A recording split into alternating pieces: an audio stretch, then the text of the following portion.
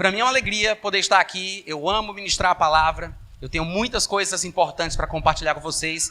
E eu espero de verdade que vocês estejam com o coração realmente aberto e com a mente alerta para receber. Amém?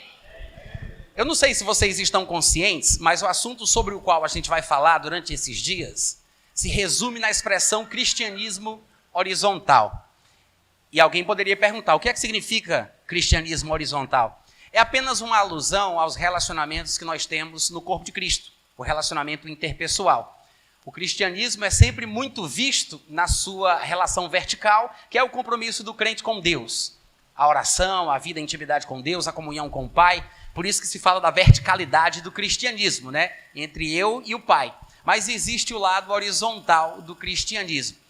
Algum pregador, algum tempo atrás, falou que é por isso que a cruz ela tem duas madeiras, uma na horizontal e uma na vertical. É para dar um sinal de que o homem tem que se ligar com Deus, mas em seguida ele se liga com os outros homens. Então o que a gente vai fazer aqui é mostrar o lado horizontal do cristianismo. A importância do relacionamento que nós temos uns com os outros no corpo de Cristo. O que é que as Escrituras têm a dizer, mais especialmente o Novo Testamento, a respeito desse relacionamento que temos que ter uns com os outros como filhos de Deus e irmãos em Cristo. Vocês podem dizer amém de vez em quando? Muito obrigado, Deus abençoe a vossa família. Primeira pergunta da noite, existe pecadinho e pecadão? Errado. Eu sempre faço essa pergunta de propósito, porque eu sei que as pessoas vão dizer, não. Por quê? Porque para Deus todo pecado é igual. Não importa se é uma coisa pequena ou uma coisa grande. A gente aqui diz que tem pecadinho e pecadão, mas para Deus é tudo pecado. Quem nunca ouviu isso? Eu já preguei assim, né? Mas quantos aqui sabem que a palavra de Deus deve ter a primazia? Só os vivos, sem tumulto. Gente, eu vou tentar de novo. Quantos aqui sabem que a palavra de Deus tem que ter a primazia? Amém? A palavra de Deus fala e a gente se cala. A palavra de Deus deve ter a primazia. Não importa o que eu penso, não importa o que eu sinto, o que eu acho, o que me dizem os meus pregadores prediletos, eu tenho que ficar com as Escrituras. E você vai me perguntar, mas Natan, há textos na Bíblia que provem que existem pecadinhos e pecadões? Há textos na Bíblia que mostrem que há pecados piores ou maiores do que outros? Sim, nós temos inúmeros textos, tanto no Antigo Testamento como no Novo Testamento. Mas como não dá para pregar a Bíblia toda numa noite só, então eu resumi tudo aquilo que eu vou dizer sobre este ponto, que é a introdução, para que a gente vai discutir hoje à noite. Eu vou resumir em 3 textos do Novo Testamento. Afinal de contas, o Novo Testamento é a nova aliança, que é a que está em vigor. Nós estamos debaixo da nova aliança. É na nova aliança, no Novo Testamento, que temos que encontrar a base para a nossa fé e para o nosso estilo de vida. Quantos podem dizer amém? Amém. Eu disse 3 textos. Primeiro, Mateus capítulo 12, versículo 32. Mateus capítulo 12, versículo 32. Posso ler? Se alguém proferir alguma palavra contra o Filho do Homem, ser-lhe-á isso... O que está escrito aí na sua Bíblia? Ser-lhe-á isso o quê? Só os vivos, sem tumulto. Vocês acharam a passagem? Hein, gente? Mateus, capítulo 12, versículo 32. Todo mundo achou? Vamos ler todo mundo junto. 1, 2, 3, vai. Se alguém proferir contra o Filho do Homem, ser-lhe-á isso perdoado. Mas se alguém falar contra o Espírito Santo, não lhe será perdoado, nem neste mundo, nem no porvir. Primeira coisa, quem está falando isso aqui? Quem está falando isso? Jesus Cristo. É Jesus quem disse o que nós acabamos de ler. E Jesus disse que há coisas que dá para perdoar, mas tem coisas que não dá para perdoar. Quer um exemplo? Ele disse, se alguém falar qualquer tipo de palavra contra o Filho do Homem, obviamente, que ele se refere a si mesmo quando ele usa a expressão o Filho do Homem. Então ele diz, se alguém falar mal de mim, contra mim, vai ter perdão. Por que ele diz que vai ter perdão? Por que ele diz que vai ser perdoado? Porque provavelmente falar contra Cristo é um pecado que se comete. Agora, pecado cometido pode ser perdoado. Então, quando ele diz vai ser perdoado, é porque falar mal de Jesus é pecado. Mas é um pecado que tem perdão. Só que ele disse, quem, por outro lado, falar contra o Espírito Santo, não lhe será isso perdoado. E não para aí. Ele diz, não só não tem perdão, como não tem perdão nem nessa vida, nem na outra. Amém, gente? Vocês entendem que essa passagem mostra que há uma diferença entre os pecados mencionados e os perdões dispensados? Vamos lá, eu fiz uma pergunta, eu espero uma resposta. Vocês percebem que existe uma diferença entre os pecados mencionados e os perdões dispensados? Vocês percebem que há uma diferença? Porque se fosse tudo igual, ele nem precisava diferenciar um pecado do outro, um perdão do outro. Ele não precisava falar sobre ele ou sobre o Espírito Santo. Porque se tudo é uma coisa só, para que fazer distinção? Então, isso mostra o quê? Parece, né? Para não ser demasiadamente duro para convosco, parece que existe sim pecado que dá para perdoar, mas tem pecado que não dá para perdoar. Não é verdade, gente? Vamos para frente. Lá em João, capítulo 19, no versículo 11, Jesus estava numa discussão teológica com Pôncio Pilatos. E vocês devem lembrar do contexto. Pilatos pergunta para Jesus o que foi que ele fez. E ele não fala. João capítulo 19, tá? E no versículo 10 de João 19, Pilatos pergunta para Jesus, tu não vai responder não o que eu estou te perguntando? Tu não sabe que eu tenho autoridade para te soltar e tenho até autoridade para te crucificar? Aí no versículo 11 Jesus fala, para falar a verdade, Pilatos, nenhuma autoridade terias sobre mim se de cima não te fosse dada. Por isso, quem me entregou a ti... Lê o resto da frase aí. Como é que é, gente? O que foi que Jesus disse? Maior... Ué, peraí, tem pecado maior? Por que nunca disseram isso pra gente? Por que ninguém nunca me contou que tem um pecado que pode ser maior? Por que Jesus disse, tudo bem, você comete os seus erros, você tem a sua parcela de culpa, você vai prestar contas de ti mesmo diante de Deus, mas tem pessoas que me entregaram a ti que tem um pecado maior que o teu. Então tem pecado maior. Diga amém, criatura. Tem pecado maior. Como é que a gente sabe? Porque a palavra de Deus diz. Tem pecado maior. E, para finalizar, eu disse que leria apenas 3 textos, e não são os únicos, mas 3 textos são suficientes para desbancar toda a nossa teologia velha e barata. Mas em 1 João, capítulo 5, versículo 16, nós vamos encontrar uma outra passagem que fala a respeito da mesma coisa. 1 João, capítulo 5, versículo 16.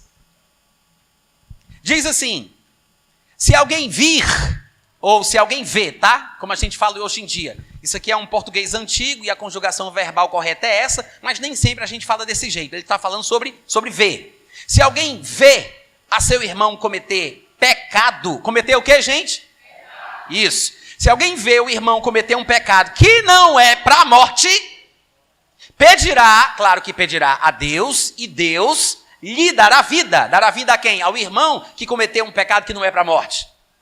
Aos que não pecam para a morte, a estes Deus dará vida quando um irmão orar pelo pecador.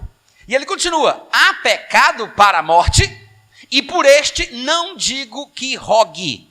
Toda injustiça é pecado, só que há pecado para a morte, mas há pecado que não é para a morte. Esse texto ensina ou não que tem pecado que mata, mas tem pecado que não mata? Ensina ou não? Então tem diferença. Porque se todos os pecados fossem iguais, não havia a necessidade dele perder o seu tempo escrevendo esses 2 versículos totalmente inúteis. Porque se ele diz, se alguém vê um irmão que cometeu um pecado, que tipo de pecado, João? Ele diz, não, aqueles pecados para a morte. Qualquer tipo de pecado, não. Só os pecados para a morte. E se alguém vê o irmão que não cometeu pecado para a morte, pode orar a Deus, Deus vai dar vida aos que não pecaram para a morte. Quem pecou para a morte? Ah, nem ore. Por esse não digo que ore.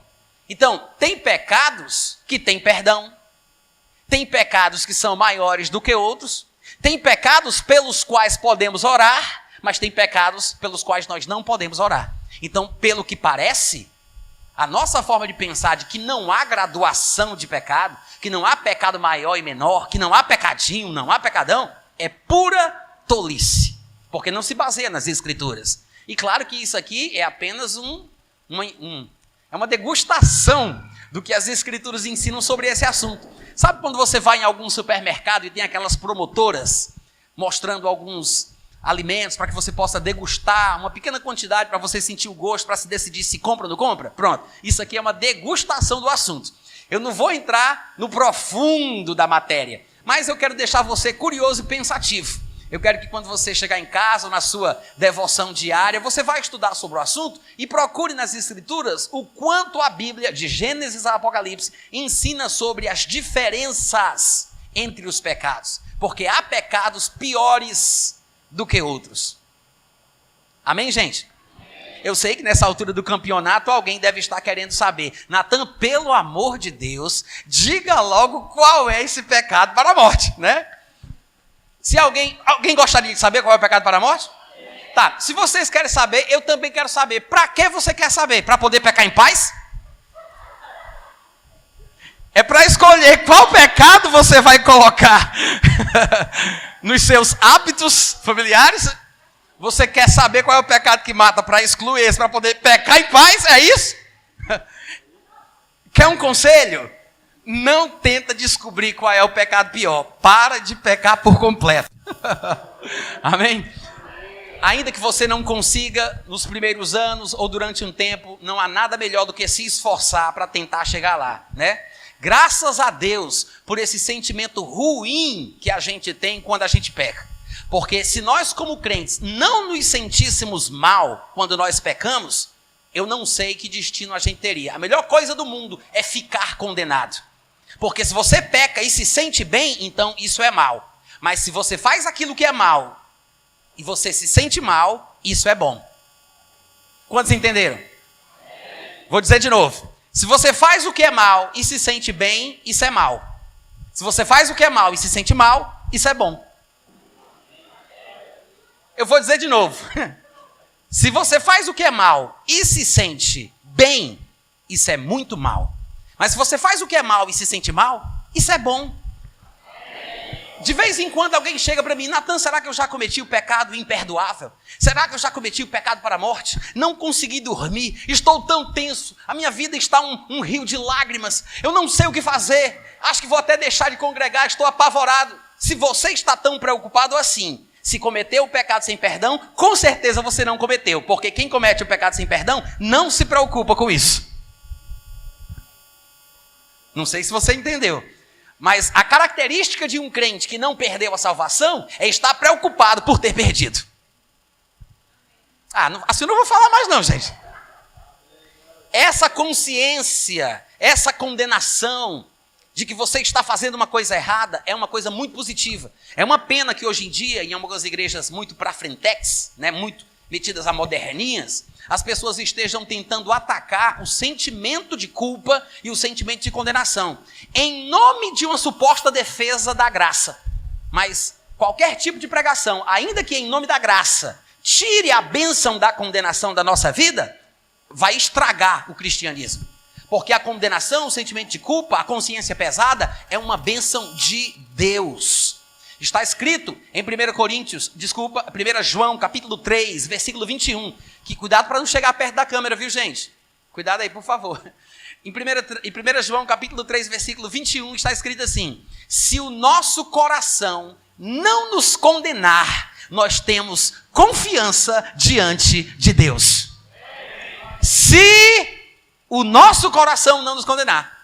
Veja que ele não disse, se o diabo não nos condenar, se o vizinho não nos condenar, se os nossos perseguidores não nos condenarem. Ele não disse, se o pastor não nos condenar, se a esposa não nos condenar, se o marido não nos condenar. Não disse isso. Ele disse, se o nosso coração não nos condenar. Porque depois que nascemos de novo, recebemos um novo coração de Deus. Ele tirou o coração de pedra, colocou um coração de carne, e hoje O nosso coração foi recriado e ele tem Deus brilhando lá dentro. Paulo disse isso em 2 Coríntios capítulo 4, versículo 6. O Deus que diz nas trevas um dia resplandecerá a luz, ele mesmo resplandeceu em nosso coração para a iluminação do conhecimento da glória de Deus na face de Cristo. Então não vem dizer para mim que o coração é enganoso, porque você chegou tarde demais. Deus já resolveu o problema do nosso coração. Deus está brilhando lá dentro. As pessoas pegam uma passagem de Jeremias 17:9, não entendem que a Bíblia revela progressivamente o plano de Deus para a humanidade. Quando chega nos textos do Novo Testamento, ficam com a mesma mentalidade antiquada de que o coração ainda é enganoso, mas não percebem que os textos da Nova Aliança põem uma ênfase positiva no coração do homem. Se o nosso coração não nos condenar, é com o coração que se crê para a justiça. A paz de Cristo é o árbitro em nosso coração. Deus habita em nosso coração. Deus nos selou, nos dando o penhor do seu Espírito no nosso coração, e assim por diante.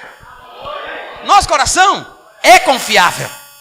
É por isso que é bom se sentir mal quando você peca, porque é o teu coração te dizendo: você está errado, isso é pecado, você tem que mudar, não vou te deixar em paz enquanto você não mudar o comportamento. Ou seja, tentar combater sentimento de culpa, sentimento de condenação, supostamente em defesa da graça, é uma tolice. Tá, gente? Cada coisa tem o seu lugar na vida cristã, inclusive a tristeza, o pesar, o lamento, a angústia, a condenação. Lá em 2 Coríntios capítulo 7, Paulo deixa isso bem claro. Ele disse: por meio da carta que vos escrevi, eu sei que eu entristeci vocês. Não eu, porque na verdade foi Deus que causou essa tristeza em vocês. A tristeza que vem de Deus produz o arrependimento para a vida. Paulo diz isso lá em 2 Coríntios capítulo 7, do versículo 7 ao 10. A tristeza que vem de Deus produz arrependimento para a vida. E em outros lugares a Bíblia vai dizer: lamentai, afligi-vos, lamentai e chorai. Lá em Tiago capítulo 4, falando que as pessoas que estão tendo uma vida desregrada, uma vida errada, vivida em pecados, a Bíblia diz: é muito melhor você parar, você lamentar, você se afligir, você chorar, para que você possa ter uma vida correta com Deus. Então, existem casos e casos, momentos e momentos. Há momento para rir, mas há momento para chorar. Tem momento em que eu tenho sim que lamentar, me afligir, me entristecer, sentir o peso da responsabilidade do pecado cometido e assim por diante. Eu já falei demais sobre isso, nem queria, já falei demais sobre isso. Eu só queria usar 3 textos como desculpa introdutória para provar para vocês que existe sim diferença de pecado para pecado. Que há pecado pior do que outros. Que há pecadinhos e pecadões, como se diz no popular. Pecados mais graves do que outros, tá? E quando você se sente mal quando peca, amém, isso é bom. Então, ouça a voz do seu coração, aprenda a responder positivamente a essa condenação que vem do seu interior, para que você possa fazer aquilo que é certo.